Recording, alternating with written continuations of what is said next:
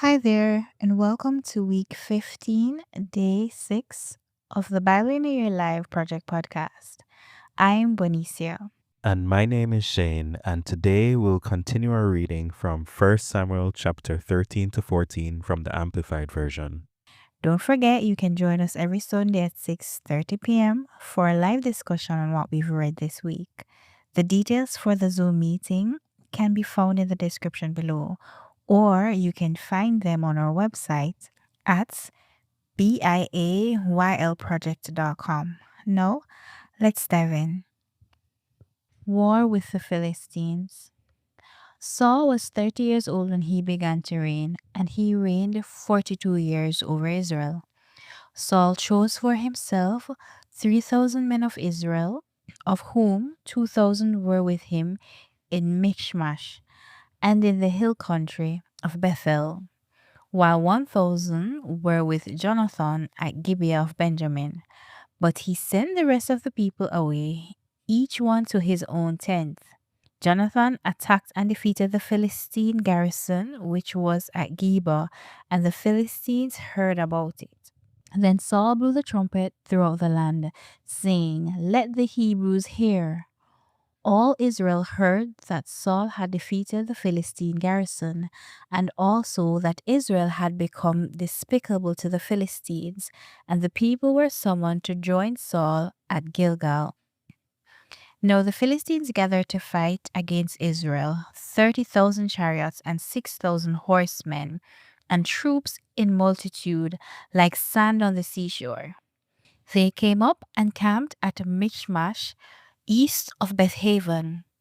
When the men of Israel saw that they were in a tight situation, for their troops were hard pressed, they hid in caves, in thickets, in cellars, and in dry cistern pits. Also, some of the Hebrews had crossed the river Jordan to the land of Gad and Gilead. As for Saul, he was still in Gilgal, and the people followed him, trembling in fear and anticipation. Now Saul waited 7 days according to the appointed time which Samuel had set. But Samuel had not come to Gilgal, and the people were scattering away from Saul. So Saul said, "Bring me the burnt offering and the peace offerings." And he offered the burnt offering, which was forbidden to do. As soon as he finished offering the burnt offering, Samuel finally came. Saul went out to meet and to welcome him. But Samuel said, "What have you done?" Saul said, "Since I saw that the people were scattering away from me, and that you did not come within the appointed time, and that the Philistines were assembling at Michmash, therefore I said, now the Philistines will come down against me at Gilgal, and I have not asked for the Lord's favor by making supplication to him. So I forced myself to offer burnt offering."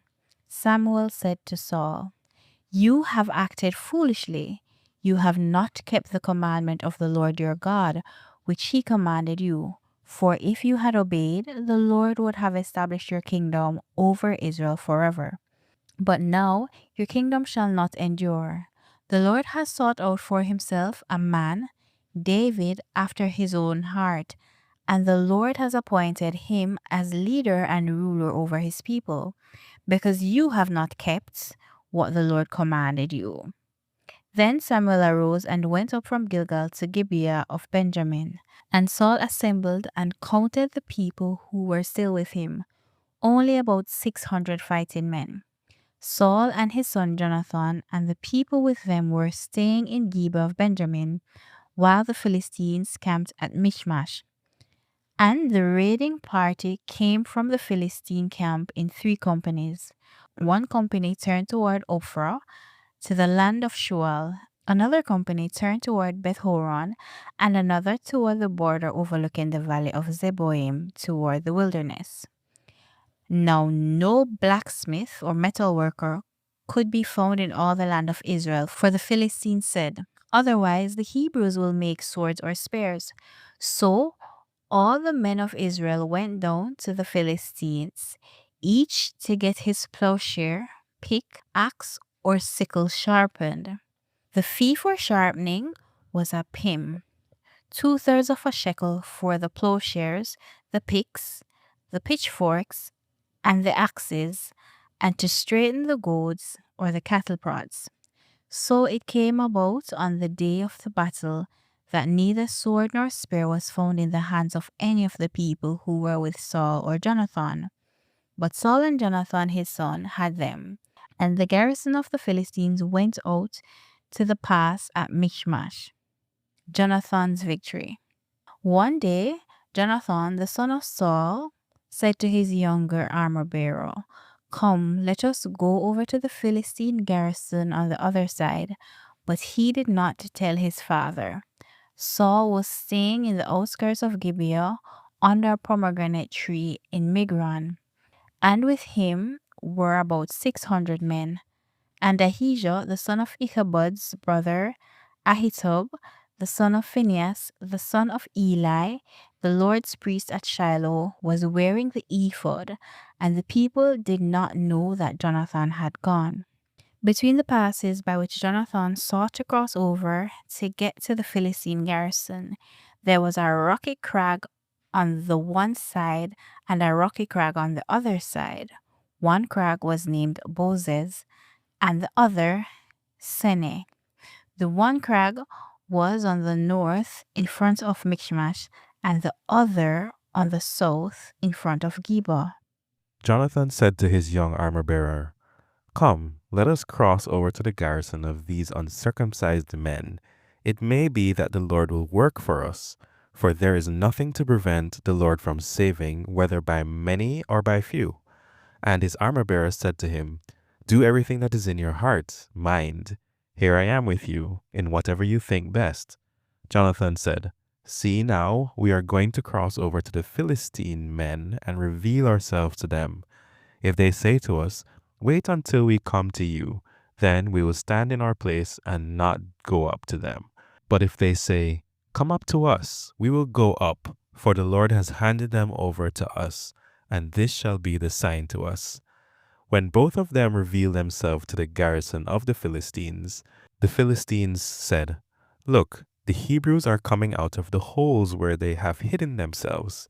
So the men of the garrison responded to Jonathan and his armor bearer, "Come up to us, and we will tell you something."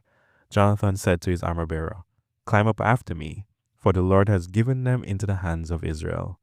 Then Jonathan climbed up on his hands and feet, his armor bearer following after him. The enemy fell before Jonathan in combat, and his armor bearer killed some of them after him. That first slaughter which Jonathan and his armor bearer made was about 20 men within about half a plow furrow in a plot of land, the area of which a yoke of oxen could plow in a day. And there was trembling in the Philistine camp, in the field, and among all the people. Even the garrison and the raiding party trembled in fear, and the earth quaked, and it became a trembling and a terror from God. Saul's watchmen in Gibeah of Benjamin looked, and behold, the multitude melted away, and they went here and there. Then Saul said to the people with him, "Take account and see who has left us." When they had taken account, behold, Jonathan and his armor bearer were missing. So Saul said to Ahijah the priest, "Bring the ark of God here." For at that time the ark of God was with the sons of Israel. While Saul talked to the priest, the commotion in the Philistine camp continued and increased. So Saul said to the priests, "Withdraw your hand." Then Saul and all the people who were with him rallied and went into battle. And behold, every Philistine man's sword was against his companion in wild confusion. Now the Hebrews who were with the Philistines previously, who went up with them all around in the camp, they also turned to be with the Israelites who were with Saul and Jonathan. When all the men of Israel who had hidden themselves in the hill country of Ephraim heard that the Philistines had fled, they too pursued them closely in battle. So the Lord saved Israel that day, and the battle spread beyond Bethaven. Saul's foolish order.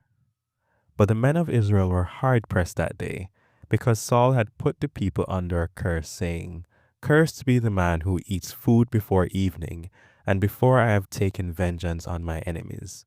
So none of the people ate any food. all the people of the land came to a forest, and there was honey on the ground. When the people entered the forest, the honey was dripping, but no man put his hand to his mouth to taste it, because the people feared the oath of Saul. But Jonathan had not heard when his father put the people under the oath. So he put out the end of the staff that was in his hand and dipped it into a honeycomb. And then he put his hand into his mouth, and his energy was restored. But one of the people told him, Your father strictly put the people under an oath, saying, Cursed be the man who eats food today. And the people were exhausted and hungry. Then Jonathan said, My father has troubled the land with his foolish curse. See how my energy is restored because I tasted a little of this honey?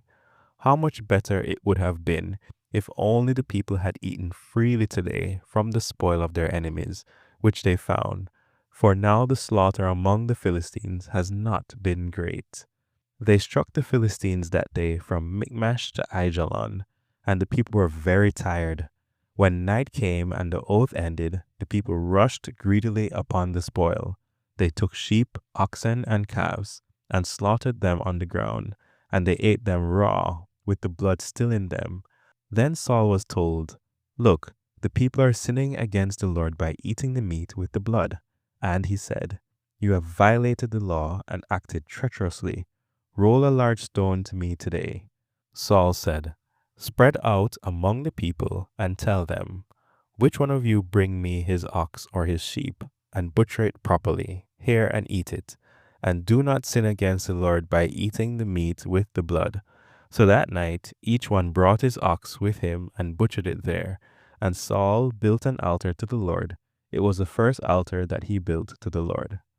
Then Saul said, Let us go down after the Philistines by night, and plunder them until the morning light, and let us not leave a man of them alive.